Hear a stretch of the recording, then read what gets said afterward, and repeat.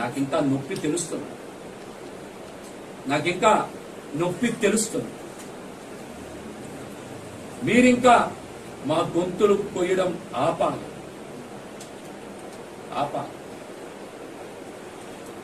దయచేసి మిమ్మల్ని కోరుకుంటున్నాం, మీరు మా జీవితాలతో, మా కుటుంబాలతో మిమ్మల్ని నిస్వార్థంగా నమ్మి ప్రయాణం చేసేటువంటి మా పెద్దన్నల్ని బలి చేయొద్దని మిమ్మల్ని అభ్యర్థిస్తున్నా. మేము రాజకీయాల్లోకి వచ్చి ఆస్తులు అమ్ముకున్నాం, మీరు ఆస్తులు కొనుక్కున్నారు.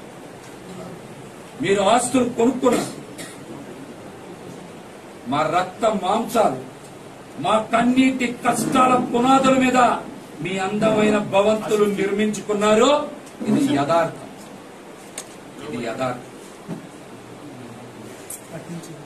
దీనికి కూడా కొన్ని ఆధారాలు ఉన్నాయి.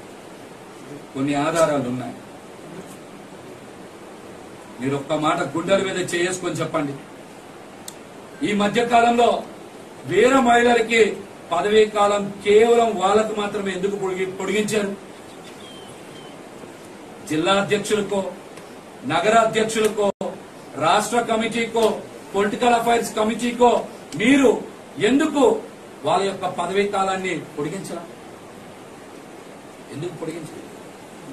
వీర మహిళలను కూడా మోసం చేయాలని మీకు ఎలా అనిపించింది సార్? చెప్పండి సార్. వీర మహిళలను కూడా మోసం చేయాలని మీకు ఎలా అనిపించింది సార్? వరుసగా కాకినాడ మేయర్ సరోజ్ గారు, అదేవిధంగా విశాఖపట్నంలో ఒక ఎమ్మెల్సీ, మహిళా ఎమ్మెల్సీ గారు కానీ, శేషకుమారి గారు కానీ వరుసగా బయటకు వచ్చి జనసేన పార్టీలో జరుగుతున్నటువంటి అక్రమాలని, బ్రోకర్ల గురించి మాట్లాడుతుంటే ప్రజల్ని పక్కదారి పట్టించడానికే కదా మీరు 10 మంది మహిళల్ని పిలిచి వీర మహిళలకి పదవీ కాలాన్ని పొడిగించారు. అంతకు ముందెప్పుడు గుర్తు రాలేదే మీకు? అంతకు ముందెప్పుడు వాళ్ళని పిలిచి ఫోటోలు దిగలేదే? మహిళా దినోత్సవం రోజు కూడా మీరు వాళ్ళని కలవలేదే? వాళ్ళతో ఫోటోలు దిగలేదే? మొన్న చాలా మంది మహిళా నాయకులు బయటకు వచ్చి జనసేన పార్టీ మీద వరుసగా విమర్శలు చేస్తున్నారు కదా సార్. మీరు ప్రజల్ని పక్కదారి పట్టించాలి, మహిళల్ని ఏమార్చాలి అని మిమ్మల్ని నిస్వార్థంగా ప్రేమించిన వాళ్ళకు కూడా 4 కాగితాలు ఇచ్చి ఈ సమయంలో మోసం చేసిన మాట నిజం కాదా? మీ ట్విట్టర్లో స్వయంగా 20/4/2018 మీ ట్విట్టర్లో స్వయంగా 20/4/2018 మీ కన్న తల్లి గారైన అంజనమ్మ గారిని ఒక ప్రముఖ ఛానల్ తో పాటు సుజనా చౌదరి గారిని, ఆయన బినామీ ఆ ఛానల్ కి ఫండింగ్ చేస్తూ ఉన్నాయి. నా తల్లిని దూషించారు, మీరు తప్పనిసరిగా తీవ్ర పరిణామాలు ఎదుర్కోవాల్సి వస్తుందని హెచ్చరించారు కదా. అటువంటి వ్యక్తికి, మీ తల్లి గారిని దూషించినటువంటి వ్యక్తికి మీరు టికెట్ ఇప్పించి ఆయన గెలుపులో భాగస్వామ్యం అవుతామని మీరు హామీ ఇచ్చారంటే మిమ్మల్ని ఏమనుకోవాలి? మిమ్మల్ని ఏ విధంగా చూడాలి? కన్న తల్లిని విమర్శించి పచ్చ నోట్ల కట్టలు పడేస్తే అన్ని మర్చిపోతారా?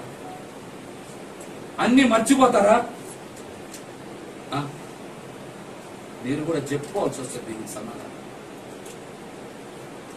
ఈ అంశానికి కూడా మీరు సమాధానం చెప్పుకోవాల్సి వస్తుంది.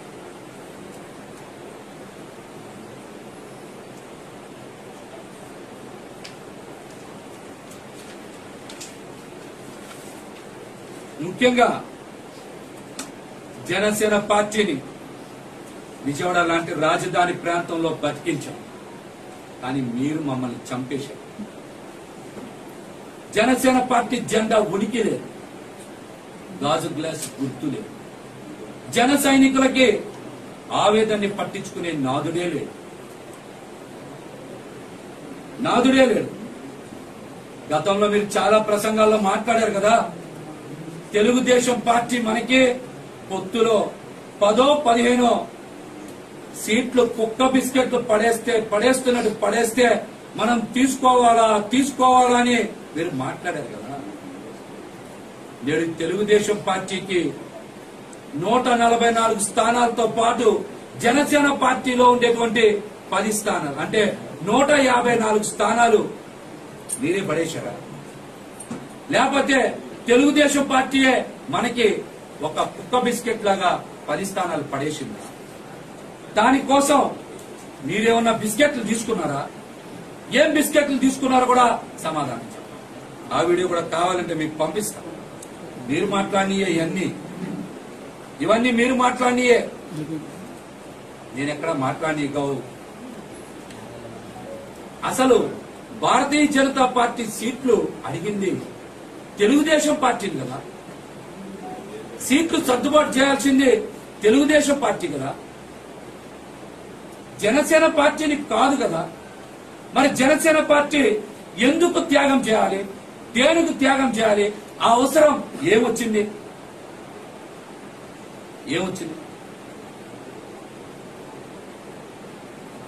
సమాధానం చెప్పండి. దీన్ని నేను ఒక్కనే త్యాగం చేస్తే సరిపోతుందా? 21 సీట్లు 22 తీసుకుంటే పొత్తు ధర్మం పాటించినట్ట? 22 సీట్లు 24 సీట్లు తీసుకుంటే పొత్తు ధర్మం ఏమన్నా చెడిపోద్దా?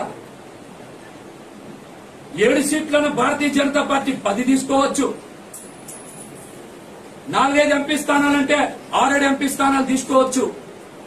జనసేన పార్టీ మాత్రమే 3 అంటే 2కు పడాలి, 24 అంటే 21. పొత్తు ధర్మం తెలుగుదేశం పార్టీకి భారతీయ జనతా పార్టీకి లేదా? ఒక్క జనసేన పార్టీకి పవన్ కళ్యాణ్ గారికి జనసేన నాయకులకే పొత్తు ధర్మం అంటే దానికి కూడా ఒక కట్టుకథ చెప్పారే.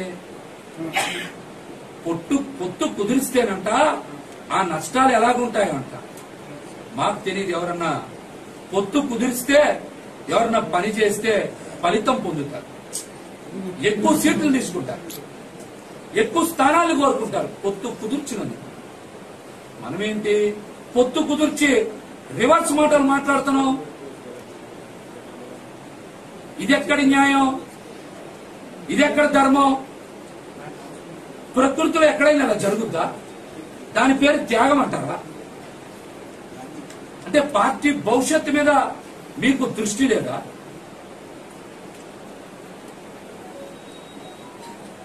కృష్ణా గుంటూరు జిల్లాల్లో జనసేన పార్టీ నుంచి పోటీ చేయడానికి ఒక్కడంటే ఒక్క కాపు నాయకుడు దొరకలేదా?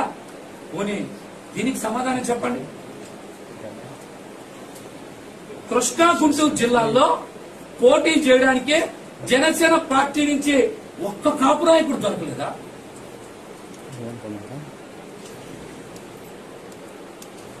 చెప్పమనండి. దీనికి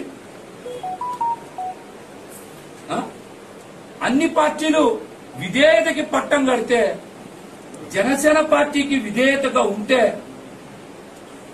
మా రాజకీయ భవిష్యత్తు అనే తలలు నరికేస్తారా?